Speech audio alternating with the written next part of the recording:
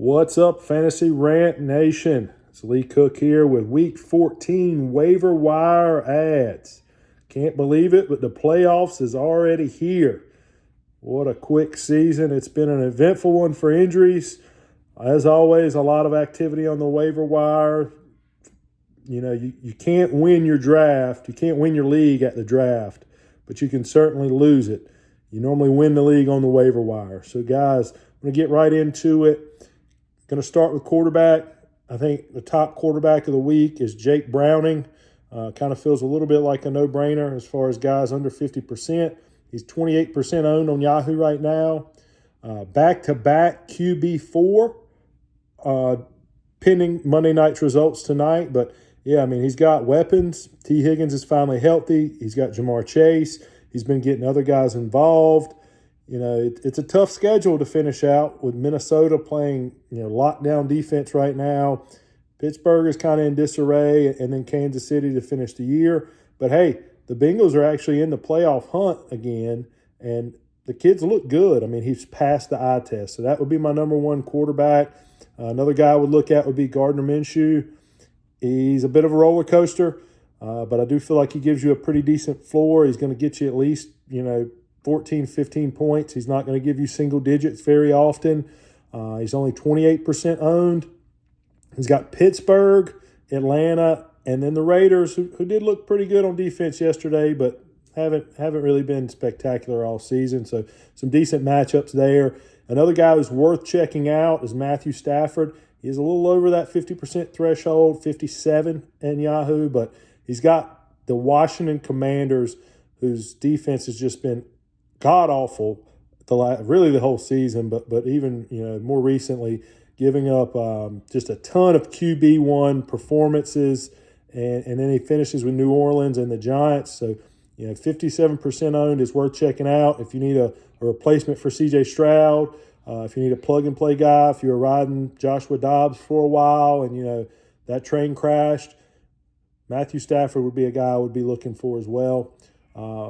Going on to running backs, really my priority of the week, who I would spend the most fab on, who I would use my number one priority for, Jerick McKinnon of the Kansas City Chiefs. He is 41% owned right now. Had a little bit of a disappointing, game overall. He only got 4 carries. He did get 3 catches, and he was saved by that touchdown. But last season, we all remember he was a league winner. He's got a fair schedule. New England's defense has played pretty well lately, but I expect McKinnon to be a lot more involved. Then he's got the Raiders in Week 16, and in a championship matchup, the Bengals defense. Kansas City's got to get some things right on offense. The wide receiver position, outside of Rashee Rice, is really letting them down. So I look for Jerick McKinnon to be a lot more involved, especially in the short passing game. He could be a league winner again this year. The other guy I would look at would be Ty Chandler. With Alexander Madison going down, he's only owned in 27% of leagues right now. You've got uncertainty at the quarterback position, so he should have plenty of opportunity, especially if Madison misses time. Cincinnati next week. He does have a tough Lions matchup in Week 16, and then the Packers, who have been playing a lot better lately in your championship week. He's a guy who, it all depends on Madison. If he's going to come back and take some volume. Obviously, I don't want to play Ty Chandler if Madison is in there as well. But if Madison's out, I would definitely look to plug Ty Chandler in. Running backs are hard to come by. And the other guy I would look at would be Chase Brown of the Cincinnati Bengals. He's only 7% owned right now. He had 9 touches 2 weeks ago, followed by 11. He's looked explosive. A lot of times rookie running backs come on really strong at the end of the season. He's a guy who really passes the eye test, and you've got a young quarterback who is going to be prone to check downs and getting the ball out of there quickly. He does have Minnesota. Again, that defense has been playing better. Favorable matchup with Pittsburgh, and then he finishes championship week against Kansas City, who have been a good defense most of the season, but they just got picked apart by James Cook. If you're watching that game, a lot of it was James Cook catching balls out of the backfield. Seems like that's really where Chase Brown is excelling right now. I would look to get him on the roster, and in a desperate situation or even in a flex spot, he could give you a real boom game. Moving on, wide receiver, a throwback to the past, but Odell Beckham Jr. only 42% owned, had that great highlight reel catch. Sometimes it takes a guy, I know he's had plenty of time to recover from the injury now, but with the way the Ravens offense is trending, they're finally getting more towards that passing game that was so hyped during the preseason.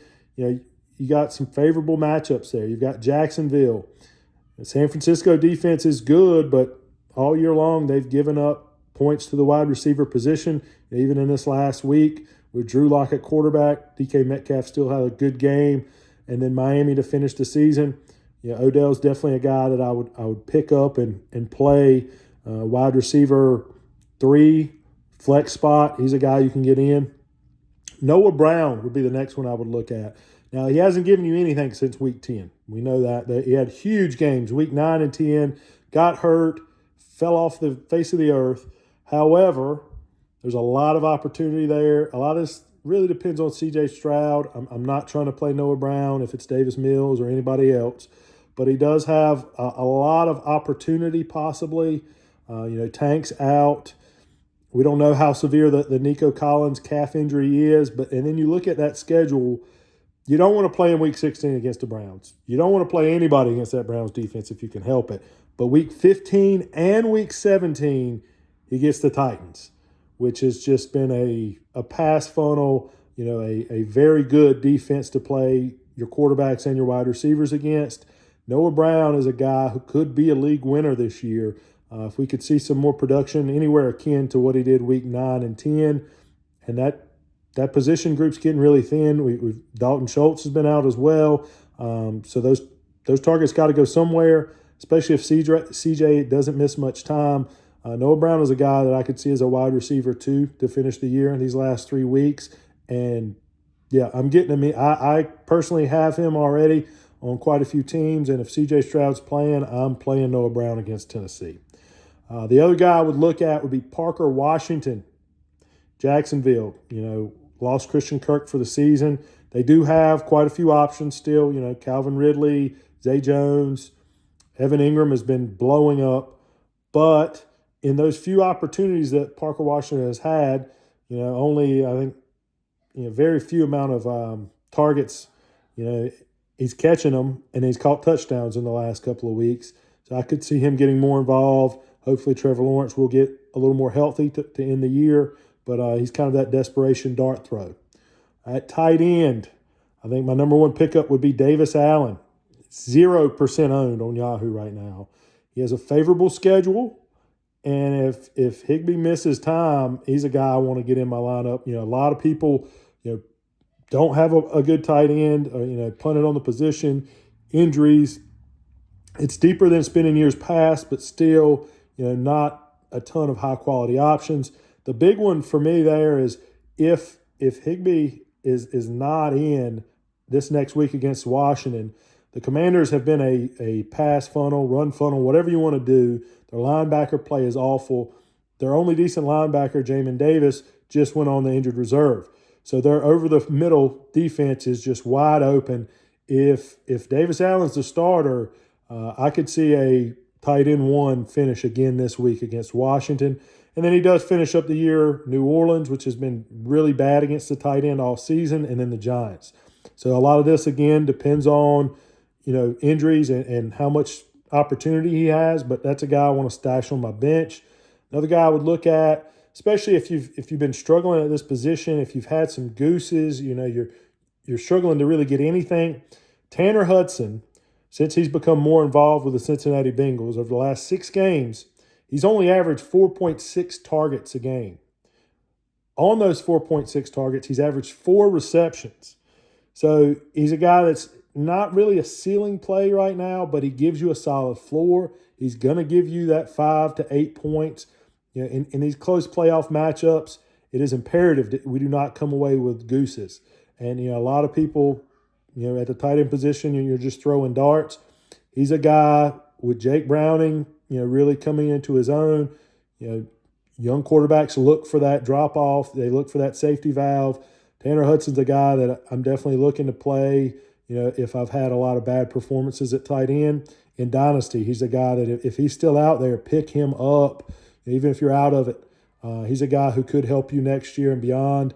But, he catches whatever's thrown his way. And one other one I would look at tight end would be Isaiah Likely. Again, he's a little bit over the threshold. He's at 55%. But over the last 2 games, 9 catches on 13 targets, 123 yards and a touchdown, and just had that spectacular catch against the Rams. Again, this Ravens offense is really starting to throw the ball a bit more, and he's a guy that's going to be involved in that offense. So he would be my number one priority. A lot of leagues he's not going to be available, but there's going to be some that he slipped through the cracks, especially with that late bye for the Ravens. So, if you could get Isaiah Likely, he's a plug-and-play starter and could help you win a championship. And just to talk about a couple of defenses before we wrap it up, this is the time of year one that owning 2 defenses, maybe even 3, looking ahead on the schedule, you want to win this week, but if you've got just an empty roster spot or a guy you can't see playing, it's a good idea to go ahead and plan out next week and, hey, plan for the championship matchup. If you don't want to be stuck with your pants down pulling somebody who's really got a horrible matchup. The Denver defense is one I've really focused on myself. They're only 35% owned. Huge turnaround this season since the Miami game where they gave up 70 and were just a laughing stock. They do have a tough, potentially matchup with a Detroit offense that has been pretty explosive all year, but they just struggled against the Bears. You could do worse than playing Denver in Week 15, but the ones where I really, really want to get them in and look to try to maximize the matchup is New England. I know they look better against Pittsburgh, but Pittsburgh's in disarray. Still one of the worst offenses in this league. Bailey Zappi is prone to mistakes. We know Mac Jones is prone to mistakes. Whoever it is very likely to be Zappi for the rest of the season. You're going to get some turnovers from him generally. And then a rematch of the previous matchup they had with the Chargers where they just shut down the Chargers offense. So now Justin Herbert's hurt. They're in the playoff picture. Yeah, if you've got to start Denver in Week 17 against the Chargers, I'm more than happy to do it. And then the other defense I'm looking at is the Atlanta Falcons. Had a rough go of it with Tampa. Tampa's offense has done that to quite a few defenses. But they have a great Week 15 matchup, the Carolina Panthers. Again, one of those bottom 2 or 3 offenses in the league. This is a matchup I'm looking to start my playoffs with. Not really looking to play them in Week 16. If I can get to the semifinals, they're playing Indianapolis. You don't really know. Minshew does make some mistakes, but that's still an offense that normally puts up points. So I don't want to play them in Week 16, but then Week 17 against Chicago, again, that could be a scary offense, but it's outside, and Chicago could be really bad weather.